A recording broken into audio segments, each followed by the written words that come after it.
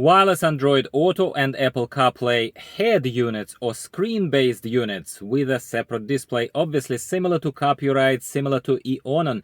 Is there more to them, my friends? And today I'm happy to say yes, there is more to them, and there is another competitor on the market that reached out and decided that they would love to put their unit to the test with our help.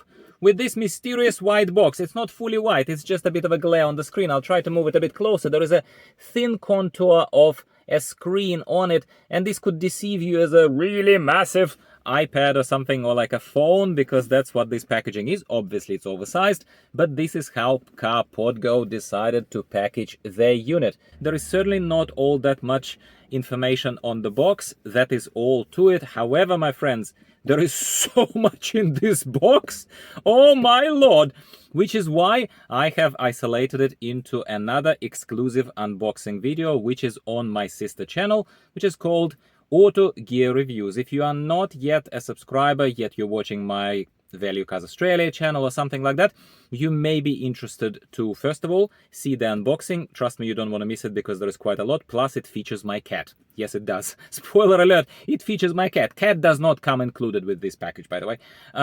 And to support the channel, and just to support the growth of the channel, I really appreciate it. And that, other than CarpodGo, obviously is our primary sponsor of this video. Secondary sponsor is my own channel, Auto Gear Reviews. Please give it a shot, check it out. There will be exclusive videos there, as the more I'm separating essential car electronics from car reviews on Value Cars Australia. There'll be more there, there'll be less here. All right, my friends, CarpodGo is a company that produces head units. Apparently, it's a term. I didn't know that that's what they're called, but these screen-based systems are often referred to, at least in search on YouTube, as head units. So this is yet another head unit that offers us wireless CarPlay and wireless Android Auto connectivity. If for some weird reason this is the very first review you're watching of these kind of things, let me very clearly tell you, the biggest difference, other than having an extra screen in your car, in your van, or somewhere else, to replace your own, to put one on top of another, that is your call. I don't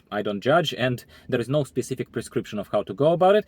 But the biggest difference between those cheap, self-contained kind of, wireless CarPlay adapters, such as, say, lovely MSXly or some other ones, I have lots of them, I review all of them all the time, especially on Auto Gear Reviews. There are lots of reviews of these, yeah?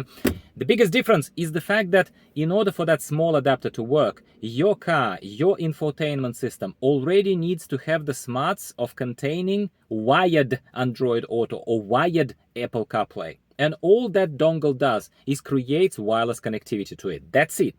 These head units, these screens, such as CarpodGo, they contain the smarts. So your car could be completely dead lemon. Your car could be your grandpa's car from, as long as it has 12-volt outage so that you can power this unit, mind you. But it contains everything. It contains everything. You don't need to worry about it. As long as your phone can connect, as long as your phone is reasonably new and has, reasonably recent version of Apple iOS or Android, just general Android versions, yeah, you should be fine with these systems. That is the beauty of them.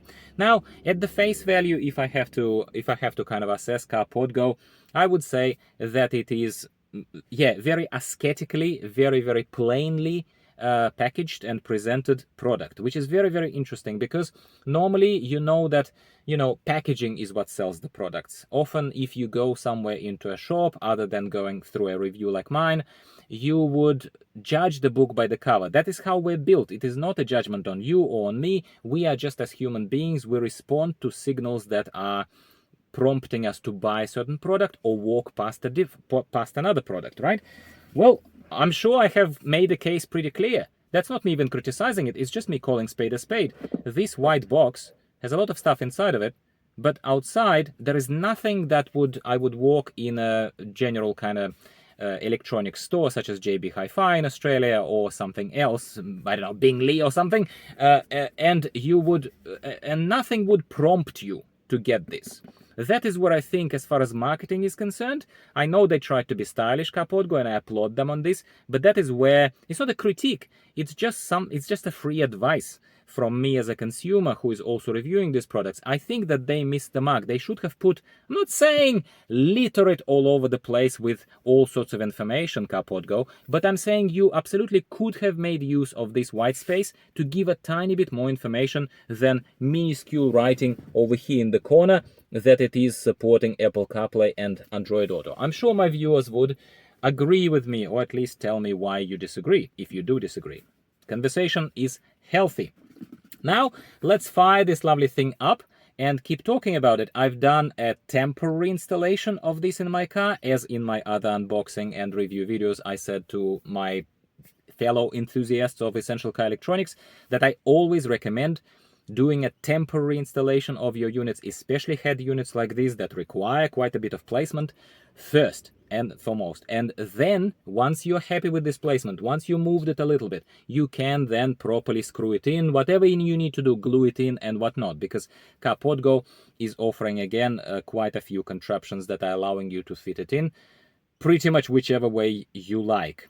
I will also mention that CarpodGo does not include dash camera, such as, say, Eonon or such as Carpuride W903. If we had to very, very briefly compare on the spot, you don't have the dash cam, but you have the rear view camera.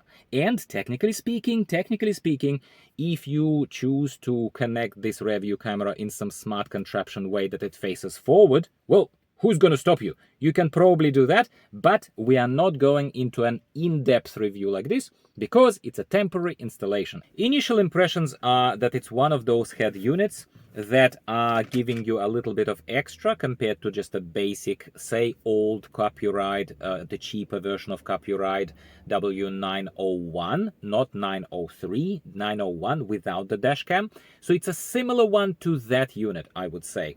When does it make sense for you to buy it? It makes sense for you to buy it if you need an extra reverse camera, for example. Yes, that's a plus. That's better than Carpuride 901.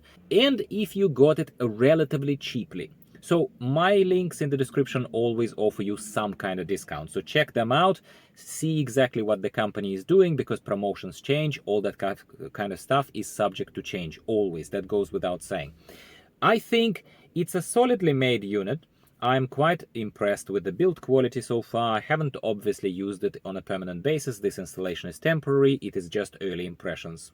I think if you get it relatively, I'm not going to say cheaply, this is not the type of device that you would ever get cheap, fully cheap. It's not that kind of device. But if you get it cost effectively, let's call it, then I think it would be worth your while to probably take a look at it. Take a look at CarpodGo's website and their warranty policy and other kind of things. I always encourage that. It's not like I'm an official reseller of their product or something like that, and this full accountability to research that and give you some guarantees is on me. It's not. I just review the product for what it is. To be honest, as I always am honest with my crowd, I think it's a good unit for the right price. If you get it for the right price, it offers you nice wireless Android Auto connectivity. I can only speculate that Apple CarPlay would work just as nicely because I don't have an Apple phone. My wife has one. I very occasionally borrow it, and maybe I will do for a longer term review, but not right now. So we can only assume so. Well, it says on the box that it supports it, okay? Beyond that, it has an FM radio built in. At the very least, if we judge it by the what's on the UI, we are looking here. I have tried to get the FM radio work in my car right now as I was pre-recording this, like as I was recording B-roll footage, as I was preparing to record this narrative for you, my friends. And I'll be completely honest with you, I sort of failed to connect it. I must have, so I usually just skip over the instructions in the manual and stuff like this. So this is not on the product. I think it's on me. Plus, I have to honestly tell you, this particular car, Subaru Outback, the one that I have and the one that I have to test it in, I think that it interferes with a lot because it has a wireless Android Auto and wireless Apple CarPlay built in. It always knocks on the door. It always tries to disconnect the device and connect itself. It does that, okay? And when you don't have anything, any other head units, any other adapters, it's great. I'm like, yes, Subaru, thank you very much. I don't need anything personally. But when I'm trying to record something for you, my friends, I do my best, and I think I succeed most of the time. But in all honesty, maybe, just maybe, say me being unable to properly connect to FM radio and hear it through the speakers of the system, maybe that can be attributed to Subaru Outback. It's a solid unit that will give you Google Maps and access to your podcasts and the usual Android Auto stuff if you would like to place something like this on your dash of your van or something else. Try and get it cost effectively. That's my advice for you. Longer term review is coming. Unfortunately, I cannot comment on further kind of things. Unfortunately, the branding is rather bland. Yeah, let's call it for what it is. I was trying to avoid this, but let's call it for what it is. Branding is bland, CarpodGo. You can do better than this. And yeah, and the FM radio, unfortunately, in my setting of my Subaru Outback, did not work. Does not make the unit bad. I think it's just my phone that overheated, and I think it's just the conditions of Subaru Outback that kind of did it. But I don't want to skip on bringing this new brand and awareness of its existence to you as early as I can, which is the main purpose of this video. Early impressions, let's put them on the map, they are out there.